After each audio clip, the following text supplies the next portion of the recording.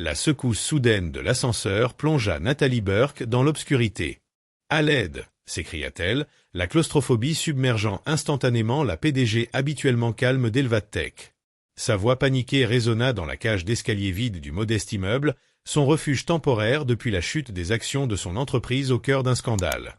2 étages plus haut, Ryan Coleman s'immobilisa en pleine marche, son instinct militaire en alerte. « Papa, quelqu'un pleure !» murmura sa fille Emma, 6 ans, serrant son sac de danse. Ryan évalua rapidement la situation. « Reste ici, princesse », dit-il avant de se diriger vers la cage d'ascenseur. Il appuya sa puissante carrure contre les portes métalliques et commença à les écarter à la seule force de ses muscles, ignorant que la femme qu'il allait sauver allait un jour bouleverser sa vie. Ses mains agrippèrent les portes, ses biceps tendus sous sa chemise, les pieds fermement ancrés au sol. Des années d'entraînement militaire, nécessaires autant que thérapeutiques, lui avaient donné une force remarquable. Emma observait, émerveillée, la détermination de son père s'exprimant dans l'effort lent mais constant d'ouverture. « Vas-y, papa, tu peux le faire !» cria-t-elle en sautillant. Les portes, conçues pour résister, cédèrent lentement. Dans un grognement, il les écarta d'1, puis de 2 centimètres. La sueur perla à son front tandis que l'écart s'élargissait. D'un dernier effort, il ouvrit suffisamment pour révéler une cabine coincée à 1 mètre sous le palier. À l'intérieur, Nathalie était recroquevillée dans un coin. Sa tenue impeccable était en désordre, du mascara ruisselait sur son visage ravagé par la panique. La femme d'affaires, souveraine en salle de réunion, n'était plus qu'une silhouette tremblante luttant contre sa peur des espaces clos, une phobie soigneusement dissimulée durant sa carrière. « Tout va bien maintenant. Je te tiens », dit Ryan d'une voix douce contrastant avec la force brute qu'il venait de déployer. Il s'agenouilla, tendit ses bras vers elle. « Tu peux te lever ? Prends mes mains. » Nathalie leva les yeux vers cet homme aux épaules larges et au regard étonnamment bienveillant. Elle plaça ses mains tremblantes dans les siennes, surprise par la délicatesse de sa prise. D'un mouvement sûr, il la souleva et la hissa hors de l'ascenseur, la posant à côté de lui. Un instant, elle s'accrocha à lui, encore tremblante, l'odeur de sa lessive et de son eau de Cologne étrangement réconfortante. Ryan la stabilisa d'une main sur le coude, lui laissant le temps de reprendre son calme.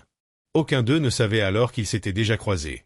1 an plus tôt, l'entreprise de Nathalie avait rejeté sans ménagement la demande de brevet innovante de Ryan, une décision qui avait bouleversé sa carrière et sa vie avec Emma. « Tu es en sécurité maintenant », lui assura-t-il, reculant avec naturel pour respecter la distance. La crise passée, il redevenait ce professionnel discret. C'est alors qu'Emma s'approcha, son tutu frémissant, ses petites chaussures roses claquant sur le carrelage. « Ça va, madame ?» demanda-t-elle gravement. Ses boucles brunes encadraient des yeux aussi doux que ceux de son père. « Mon papa est super fort. Il peut tout réparer. » La fierté innocente de l'enfant tira un sourire inattendu à Nathalie, le premier sincère depuis des semaines. « Ton papa est très courageux, » dit-elle en essuyant ses larmes. « Merci à vous deux. » Peu à peu, son rythme cardiaque se calma, et le contrôle qui faisait sa force revint. Elle lissa son chemisier, remit ses cheveux en ordre. « Je suis Nathalie Burke, appartement 6CC. Je viens d'emménager. » Ryan hocha la tête, se présenta avec une chaleur qui semblait réservée à sa fille, puis ils montèrent ensemble les escaliers restants, inconscients de l'impact que cette rencontre fortuite aurait sur leur avenir. Un moment de vulnérabilité dans un ascenseur sombre allait tout remettre en question. Tous deux croyaient connaître le succès, l'échec et ce qui compte vraiment dans la vie. Ryan Coleman n'avait pas toujours été le père d'Emma. 3 ans plus tôt, il brillait dans le domaine de l'ingénierie militaire, développant des systèmes de sécurité de pointe. Puis, le diagnostic de cancer de sa femme Amy changea tout. 18 mois de lutte et sa mort, alors qu'Emma avait 3 ans, le transformèrent en père à plein temps. Il quitta un poste prestigieux chez un sous-traitant de la défense pour devenir consultant indépendant, travaillant depuis chez lui. Leur appartement à Brookside Heights n'était pas luxueux, mais offrait la stabilité dont Emma avait besoin. Nathalie Burke, quant à elle, avait suivi un parcours radicalement différent. Fille d'universitaires exigeants, elle avait grandi dans une culture de l'excellence. À 35 ans, elle avait propulsé Elvatech de start-up prometteuse à une entreprise cotée à plus de 2 milliards de dollars. Mais ce succès s'était payé au prix fort. Isolement, semaine de 70 heures, réputation impitoyable. Le récent scandale autour d'une faille de sécurité l'avait poussé à quitter momentanément le siège de l'entreprise pour s'isoler à Brookside Heights, espérant se ressourcer loin des projecteurs. Le samedi suivant, alors qu'elle rangeait encore son appartement, on frappa à sa porte. Elle l'ouvrit sur Emma Coleman, tenant une carte faite main, avec Ryan quelques pas derrière. « Emma a insisté pour vous inviter elle-même », expliqua-t-il. « J'organise une fête d'anniversaire samedi prochain », déclara Emma fièrement. « J'ai 7 ans. Papa fait un gâteau fusée et on fera des expériences scientifiques. Tu dois venir, tu es notre voisine. Papa dit que les voisins doivent être amis. » Le flot d'enthousiasme était si sincère que Nathalie, d'ordinaire peu friande des fêtes d'enfants, en fut touchée. « Emma, mademoiselle Burke est sûrement très occupée, » tenta Ryan, mais Nathalie l'interrompit. « En fait, j'adorerais venir, » dit-elle en s'agenouillant à hauteur d'Emma. « Merci pour l'invitation. » Le sourire lumineux de l'enfant réchauffa son cœur fatigué. Tandis qu'Emma repartait joyeusement, Ryan s'attarda. « Tu n'es pas obligé de venir si tu es trop prise, » dit-il avec douceur. Ce ton, si prévenant, si éloigné du monde d'exigence où évoluait Nathalie, la décida. « Je veux venir, » répondit-elle fermement. Ces dernières semaines ont été compliquées. Une fête, c'est exactement ce qu'il me faut. Ce qu'elle ne dit pas, c'était à quel point elle se sentait seule dans son nouvel appartement, comment le silence la pesait après les journées frénétiques au siège d'Elvatech. Un silence qui rappelait celui de l'ascenseur, écrasant, menaçant. La semaine passa dans un tourbillon de gestion de crise. Les avocats contestaient les plaintes pour violation de brevets, mais la confiance des investisseurs vacillait. Nathalie télétravaillait depuis chez elle, les yeux brûlants à force de consulter des écrans. Puis vint le samedi. La promesse d'un gâteau et des rires d'enfants lui avait semblé une oasis au milieu d'un désert de feuilles de calcul et de jargon juridique. Nathalie avait passé un temps embarrassant à choisir un cadeau approprié avant d'opter pour un kit de robotique pour débutants que le vendeur lui avait assuré parfait pour des enfants de 7 ans à l'esprit scientifique. À son arrivée chez les Coleman, elle fut surprise par sa propre nervosité, plus intense que celle ressentie avant de présenter un projet à une salle d'investisseurs sceptiques. Ryan ouvrit la porte en tablier de papa scientifique, saupoudrant des fleurs, tandis que 6 enfants en lunettes de sécurité étaient rassemblés autour de la table de cuisine, un impressionnant gâteau en forme de fusée dominant le comptoir. « Tu es venu ?» s'écria Emma, se détachant du groupe pour attraper la main de Nathalie et l'entraîner à l'intérieur. « On fait du slim. Viens voir. » Nathalie se laissa porter par le chaos joyeux de la fête, acceptant avec une grâce surprenante les lunettes de sécurité que lui tendait Emma. Ryan l'observait, amusé de voir cette cadre raffinée s'agenouiller pour mesurer de la fécule de maïs et du colorant alimentaire aux côtés d'enfants de ces pays-là. Ce qui le frappa, c'était sa rapidité d'adaptation. Ses qualités naturelles de leader se traduisaient sans effort, passant de la stratégie d'entreprise à la garantie que chaque enfant ait un tour équitable pour remuer la pâte gluante. Après les expériences scientifiques, les parts de pizza et le gâteau fusée au succès retentissant, les enfants repartirent avec leurs sacs cadeaux et leur pot de slim. Nathalie, elle, s'attarda, aidant Ryan à ranger pendant qu'Emma jouait dans sa chambre. « Tu es doué avec les enfants », observa Ryan alors qu'il chargeait le lave-vaisselle. Nathalie haussa un sourcil. « Parce que je suis une cadre coincée ?» demanda-t-elle, légère. Ryan sourit en secouant la tête. « Je n'ai pas dit coincée, mais la plupart des PDG que je connais ne se mettent pas à genoux pour faire du slim. » Nathalie rit, surprise de ressentir un tel bien-être. La plupart des PDG ne se sont pas retrouvés coincés dans un ascenseur récemment. Ça remet les choses en perspective. Alors qu'il finissait de ranger, Ryan attrapa un dossier en hauteur, faisant tomber une pile de papier. Nathalie se pencha pour l'aider à les ramasser, mais se figea en voyant un logo familier, celui de sa propre entreprise. Elle ramassa lentement la lettre et en lut les premières lignes. « Cher Monsieur Coleman, merci pour votre demande de brevet concernant l'interface adaptative. Après examen, Elvatech a décidé de ne pas la poursuivre. » Elle leva les yeux vers Ryan, qui avait remarqué son changement d'expression. « Vous avez déposé un brevet auprès d'Elvatech ?» demanda-t-elle d'une voix neutre. Il lui reprit la lettre, la mâchoire imperceptiblement crispée. « Oui, il y a environ 10 mois. » Il la rangea calmement, mais la chaleur s'était éteinte dans sa voix. « Tu connais Elvatech ?» Nathalie hésita, tentée d'esquiver. Mais l'honnêteté avec laquelle Ryan l'avait accueilli rendait la dissimulation impossible. « Je suis la PDG », admit-elle doucement. Elle vit la compréhension traverser son visage, suivie d'un voile rapide sur l'émotion qui venait de passer dans ses yeux. « Je vois, quelle coïncidence !» Un silence gênant s'installa, rompu seulement lorsqu'Emma revint en courant, serrant le cadeau de Nathalie dans ses bras. « Papa, regarde ce que mademoiselle Nathalie m'a offert. On peut le construire maintenant ?» Ryan sourit à sa fille, mais Nathalie perçut la tension dans son regard. « Pas ce soir, princesse. Il est l'heure d'aller se coucher. Peut-être demain. » Il jeta un regard poli à Nathalie. « Merci d'être venue, Emma s'est beaucoup amusée. » Le congédiement était courtois mais ferme. Nathalie prit son sac à main et s'arrêta à la porte. « Ryan » commença-t-elle, sans savoir quoi dire. Comment s'excuser pour une décision commerciale qu'on ne se souvenait même pas avoir prise? « Merci de m'avoir invité. J'aimerais qu'on reparle de votre brevet. » Ryan hocha la tête, sa politesse professionnelle prenant le pas sur sa déception personnelle. « Bien sûr. Bonne nuit, Nathalie. » De retour chez elle, Nathalie se sentit étrangement démoralisée. L'ambiance douce de la fête avait été remplacée par le poids familier des responsabilités d'entreprise. Cette nuit-là, elle consulta la base de données des brevets d'Elvatech et rechercha Ryan Coleman. Ce qu'elle découvrit la tint éveillée jusqu'à l'aube, la demande de brevet de Ryan n'avait même pas été examinée sérieusement. Son invention, une interface adaptative permettant aux personnes en situation de handicap d'utiliser les écrans tactiles plus efficacement, avait été rejetée sommairement.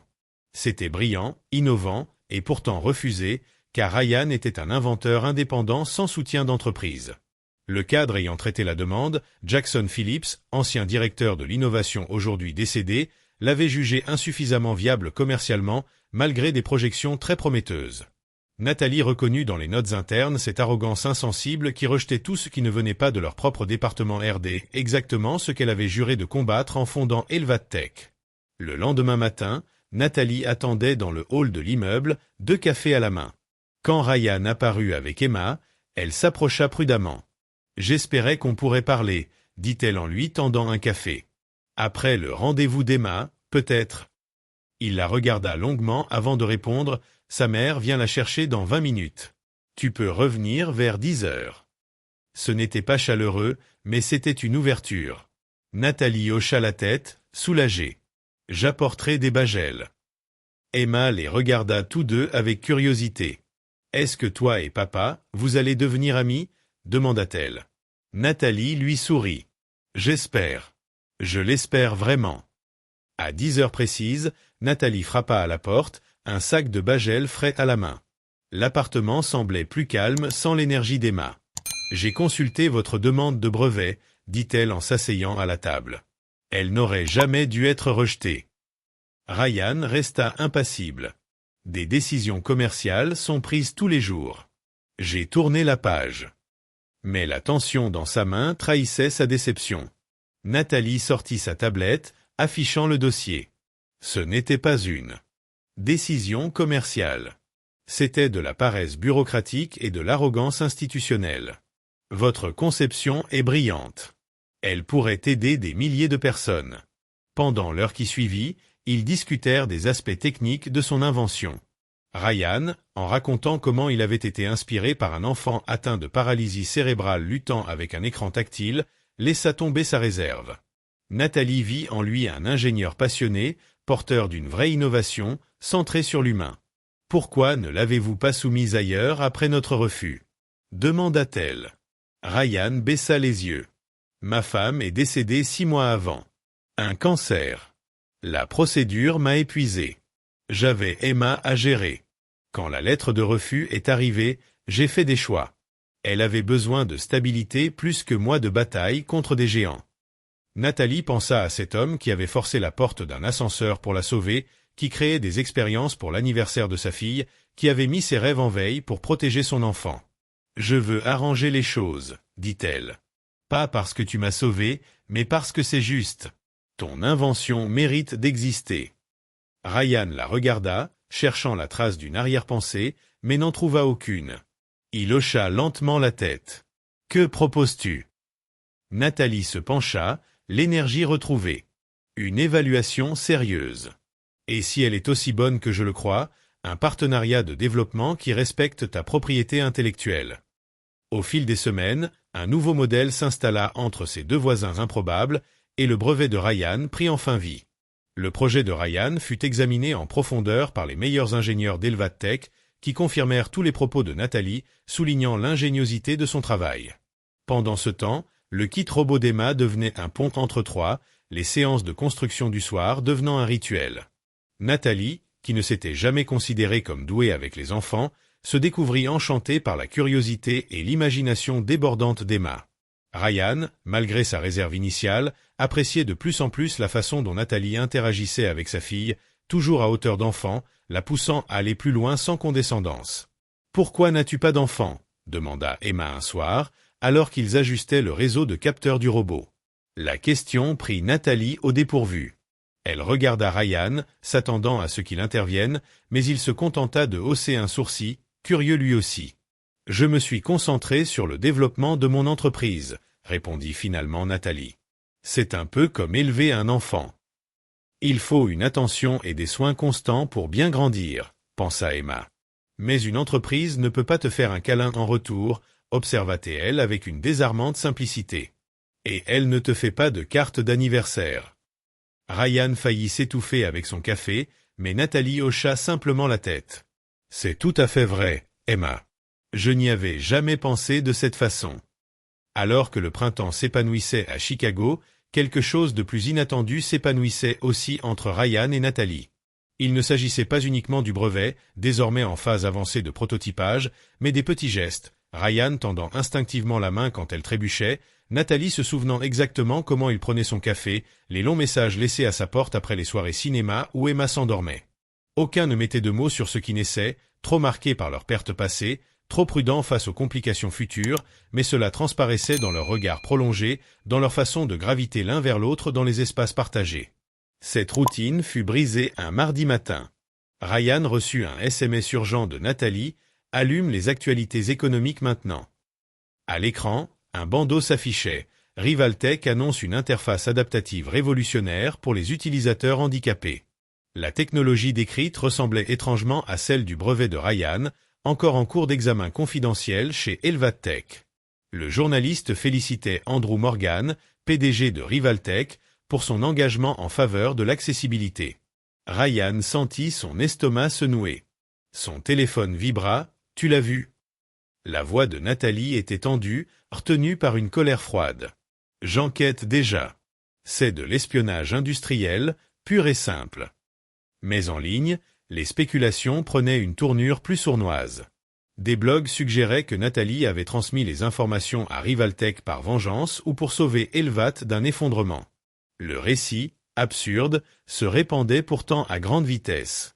Des théories du complot voyaient le jour. Leur rencontre aurait été orchestrée, Nathalie aurait manipulé Ryan. Le soir, des photographes campaient devant leur immeuble. Ryan regardait tout cela avec inquiétude. Quand Emma rentra de l'école en larmes parce qu'un camarade lui avait dit « La petite amie de ton père est une voleuse », sa frustration se transforma en colère. Il annula ses réunions avec l'équipe de développement, cessa de répondre aux appels et messages de Nathalie. La confiance soigneusement bâtie s'évaporait. Cette nuit-là, en bord de lit, Emma lui demanda « Est-ce que mademoiselle Nathalie est une mauvaise personne, papa ?» Ryan soupira. « Non, princesse. Mais parfois, entre adultes, les choses deviennent compliquées. Il faut attendre de savoir ce qui s'est vraiment passé. » Pendant ce temps, Nathalie menait une enquête interne. Quelqu'un avait accédé aux fichiers confidentiels de Ryan et les avait transmis à Rivaltech. Les journaux du serveur le confirmaient. Tout pointait vers Vanessa, son ancienne assistante partie brusquement quelques semaines plus tôt et récemment embauchée chez Rivaltech. La trahison était douloureuse, mais ce qui blessait davantage, c'était le silence de Ryan. Après tout ce qu'ils avaient partagé, ne lui faisait-il pas suffisamment confiance pour l'écouter? Jeudi après-midi, Nathalie prit une décision. Si Ryan ne répondait pas, elle irait là où elle savait qu'il serait, l'école d'Emma. Ce qu'elle ne s'attendait pas à trouver, c'était Emma seule sur un banc, deux filles plus âgées se tenant au-dessus d'elle. Nathalie reconnut immédiatement le langage corporel. Emma était intimidée, probablement à cause du scandale. Sans hésiter, elle traversa la cour. « Tout va bien ici, Emma ?» demanda-t-elle d'une voix ferme. Les filles se retournèrent, interloquées. Emma leva les yeux, soulagée. « Mademoiselle Nathalie !» Les brutes s'éloignèrent, mais le mal était fait. Les dessins d'Emma étaient éparpillés, certains déchirés. Nathalie s'agenouilla pour les ramasser. « Ils ont dit que papa et toi étiez des criminels, » murmura Emma. « Ils ont dit qu'on allait devoir déménager. » Nathalie sentit une vague de colère protectrice. « Emma, regarde-moi. Ces filles avaient tort. Ton papa est l'une des meilleures personnes que je connaisse. Parfois, quand des adultes font des choses importantes, d'autres deviennent jaloux. » Elle ramassa un dessin déchiré, 3 bonshommes se tenant la main. « C'est nous ?» demanda-t-elle. Emma hocha la tête. « C'était pour papa. Pour le rendre heureux. Il est triste depuis que les gens à la télé disent des méchancetés. » Nathalie plia soigneusement le dessin. « Je vais arranger ça, Emma. Les méchancetés, et ton dessin aussi. Promis. » Ce qu'aucune d'elles ne savait, c'est que Ryan avait tout vu. Il était arrivé à l'école et avait assisté à la scène depuis le bord de la cour. Il avait vu Nathalie consoler Emma, poser un bras protecteur sur ses épaules. Une facette de Nathalie Burke que ses rivaux ne connaissaient pas. Quand Emma le vit, elle s'écria « Papa, mademoiselle Nathalie est venue m'aider. » Nathalie se leva, incertaine. « J'espérais te parler, » dit-elle. « J'ai découvert qui a divulgué le brevet. » Plus tard, dans la cuisine de Ryan, une fois Emma endormie, Nathalie déroula ses preuves, journaux d'accès, emails suspects, virements. Tout menait à Vanessa. Elle a volé ton brevet, mais pas seulement. Elle a aussi pris des données marketing, des listes de clients. Elle nous visait tous les deux. Ryan, absorbé, finit par murmurer « Pourquoi ne me l'as-tu pas dit tout de suite ?» Nathalie pinça les lèvres. « J'ai essayé. Tu ne répondais plus. Et j'étais blessé que tu aies pu croire, ne serait-ce qu'un instant, que je t'aurais trahi. » Ryan soupira. « Je n'y croyais pas vraiment.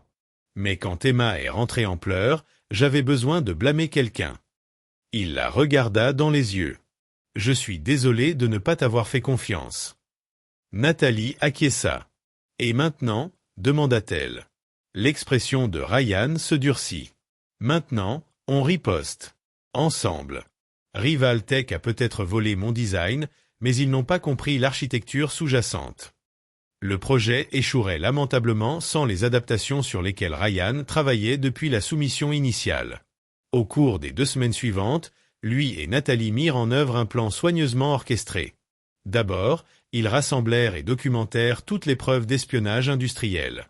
Plutôt que de se lancer dans une longue bataille juridique, ils décidèrent d'accélérer le développement de la version améliorée de la technologie de Ryan.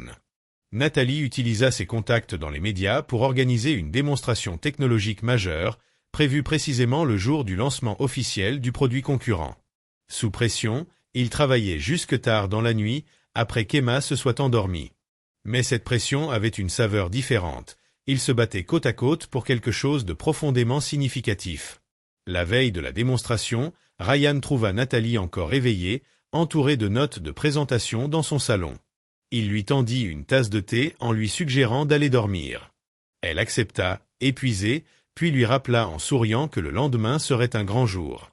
Dans un silence complice, elle lui confia que ce projet lui avait rappelé pourquoi elle avait fondé Elvatech, non pas pour la bourse ou les parts de marché, mais pour créer une technologie qui améliore réellement la vie des gens. Ryan, touché, lui répondit simplement qu'il formait une bonne équipe. Un instant de proximité s'installa, chargé de promesses silencieuses. D'un geste tendre, Ryan écarta une mèche de cheveux du visage de Nathalie. Il commença à parler, mais fut interrompu par la petite voix d'Emma dans le couloir. « Papa, j'ai fait un mauvais rêve. » Le moment fut brisé, mais la promesse, elle, resta. Le lendemain, la démonstration technologique surpassa toutes leurs espérances. Tandis que les dirigeants de Revoltex étaient confrontés à des questions embarrassantes sur leurs produits défectueux, Ryan et Nathalie dévoilèrent leur interface adaptative devant un public composé de leaders de l'industrie, de défenseurs de l'accessibilité et de journalistes. Ryan présenta le système avec assurance et passion, expliquant comment il s'adaptait aux modèles uniques de chaque utilisateur. Mais c'est lorsqu'une jeune fille à la motricité réduite réussit à naviguer dans un jeu complexe grâce à la technologie que la salle éclata en applaudissements. Dans cette euphorie, Ryan croisa le regard de Nathalie à travers la foule, une victoire intime dans un triomphe public. Les retombées furent immédiates. Les actions de leurs concurrents chutèrent quand les preuves d'espionnage furent rendues publiques. Elvatech annonça un partenariat avec Ryan pour rendre la technologie accessible à des secteurs comme l'éducation et la santé. Ce que les communiqués ne disaient pas, c'est qu'une transformation personnelle s'était opérée en parallèle. Une simple rencontre dans un ascenseur bloqué avait permis à 2 personnes, prisonnières de leurs douleurs respectives, de se libérer. 3 mois plus tard, Nathalie présenta au conseil d'administration une refonte du pipeline d'innovation. L'initiative « Porte ouverte » permettrait aux inventeurs indépendants d'être pris en compte équitablement, quel que soit leur réseau ou soutien institutionnel. Une bourse au nom de Ryan Coleman fut créée pour soutenir les technologies accessibles destinées aux populations marginalisées. Le Conseil approuva à l'unanimité. En conclusion, le président évoqua la possible nomination de Ryan au poste de directeur de l'innovation. Nathalie confirma avec un sourire. Il considérait l'offre, mais l'élément déterminant restait la flexibilité, car sa priorité demeurait Emma, une priorité que Nathalie partageait désormais dans leur quotidien fait de dîners simples, de week-ends au musée et de soirées à construire des robots. Leur relation, née d'une crise, avait évolué vers quelque chose qu'ils n'avaient pas cherché mais auquel ils tenaient profondément. Le jour de la rentrée en CE1 d'Emma, Ryan et Nathalie l'accompagnèrent à l'école. Ryan lui rappela « Si quelqu'un est méchant, que fais-tu » Emma répondit avec assurance, récitant la leçon apprise. Nathalie, émue par la force de cet enfant, l'encouragea avec tendresse. De retour chez eux, Ryan prit la main de Nathalie. « Elle nous a appelés nous » remarqua-t-il. Nathalie acquiesça. À la fois touchée et vulnérable, elle demanda « Est-ce que ça va ?» Ryan s'arrêta pour lui faire face « Plus que bien. Hier soir, Emma m'a demandé si tu allais devenir ça.